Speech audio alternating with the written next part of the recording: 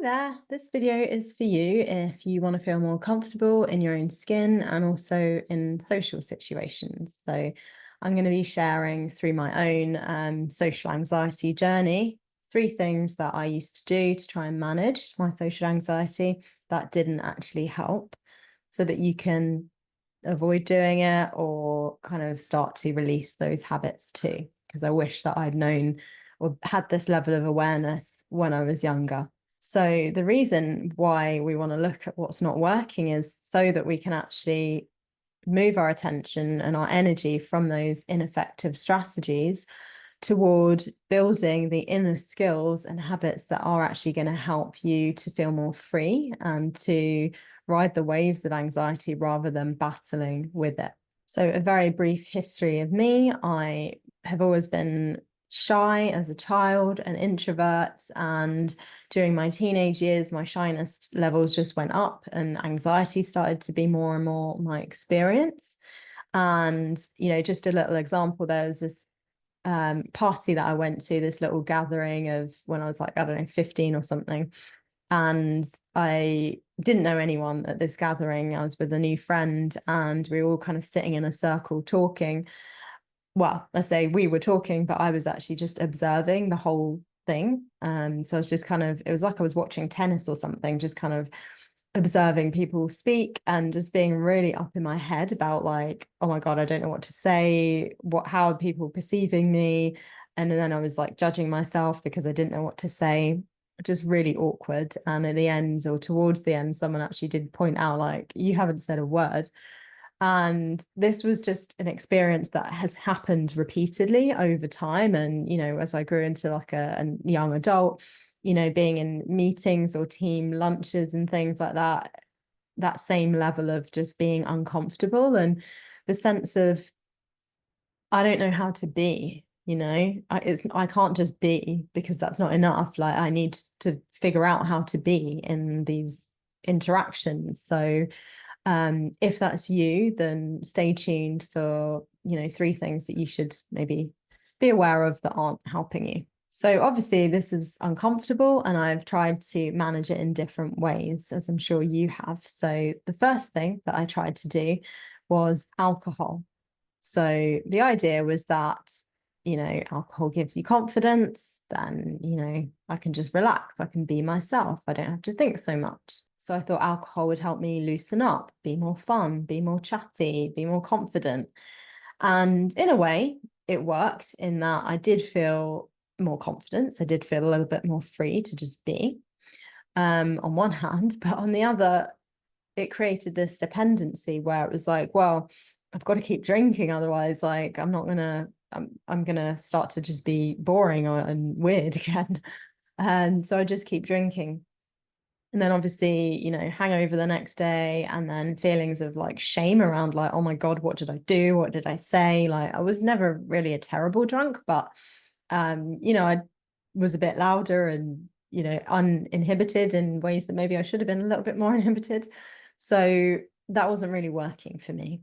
It was kind of temporarily feeling a boost in confidence, but then being dependent on a substance is not great. And then B, like feeling the next day wasn't great either. So moving to number two. Number two is kind of a sly one that I didn't really recognize for a while, that was creating more stress in my life. And that was putting way too much pressure on my appearance and how I look, and kind of equating how I look to my self-worth. So my thinking was, if I arranged myself to look as best as I possibly could, then I'm going to feel more confident in X, Y, and Z social situation.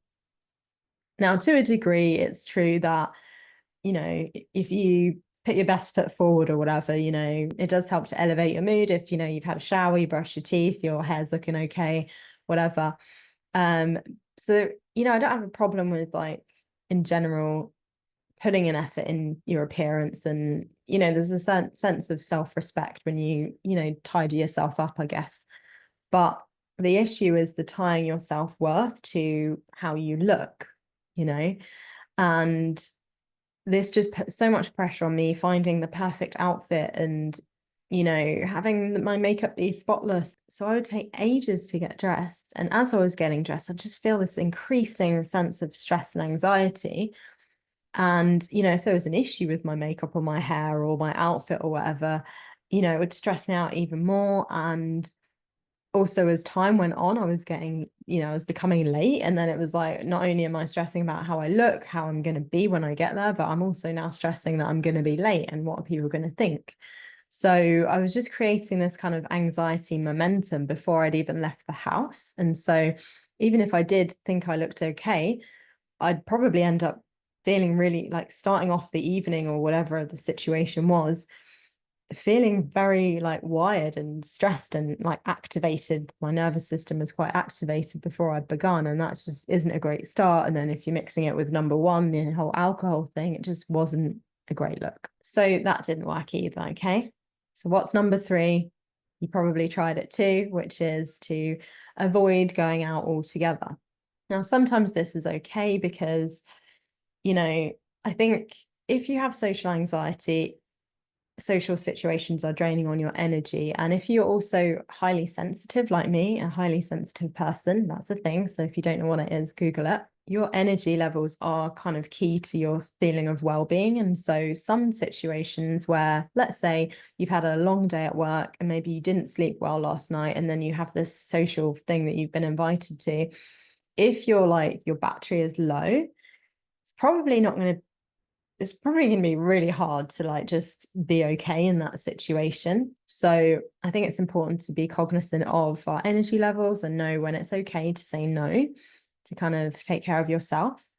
However, we can overdo this.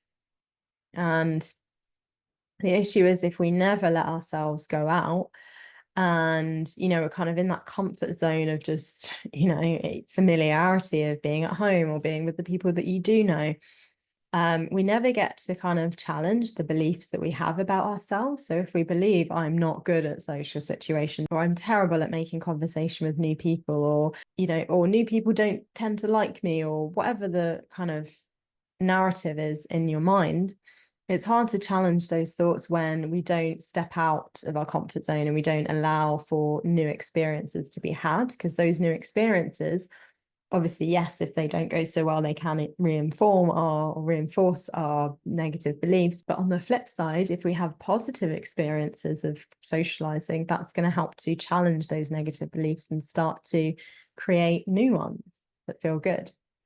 So if we don't want to get stuck in our anxiety and feel trapped in our heads, we do have to, we can't overdo the avoidance tactic, basically, is what I'm trying to say. So those are the three things that I tried to do to manage my social anxiety that didn't really help. And the kind of common thread between them is that they are external ways of trying to manage an internal challenge. And what's inside of us, the thoughts, the feelings, the emotions, those are what need our attention.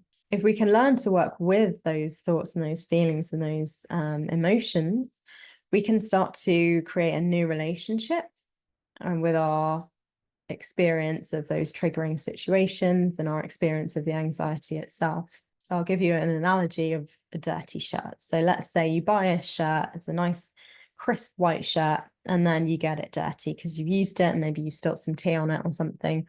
And you try to deal with that stain by throwing it away. So you're like, okay, this doesn't work. Let's just buy a new one. So you buy a new one, and then the tea spills again on it, and then you're back where you started.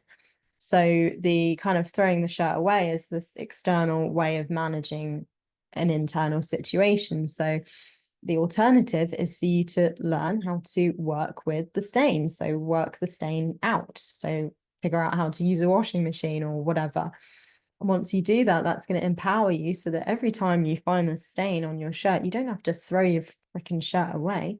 You can actually just clean it.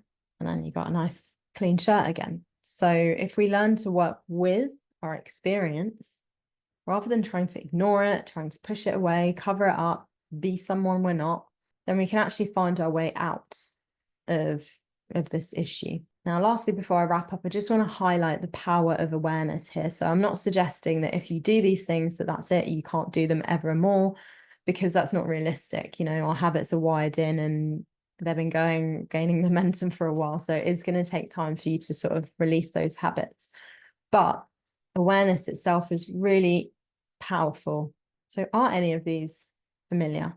The putting pressure on your appearance, drinking alcohol, or avoiding social situations? What other things do you do that maybe don't work? So don't pressure yourself, don't judge yourself, and don't expect that you can change overnight. Just bring awareness to your habits. Be a scientist, be an observer. So notice when you do these things. Notice the impact. So how does it make you feel when you do these things? Notice if it truly helps or if it makes things worse. Notice or be curious about maybe what is the subconscious message that I'm reinforcing by doing X, Y, and Z. Maybe ask, what if I could choose, what would I say to myself instead? And how would that belief impact what I'm doing? So awareness reduces automaticity. It's when our habits are automatic that we can't control them because we don't even know they're happening. They're just happening. So the more you create awareness around it, the more space you create to start to choose what is helpful for me, what is beneficial, what does help me manage this from an empowered space.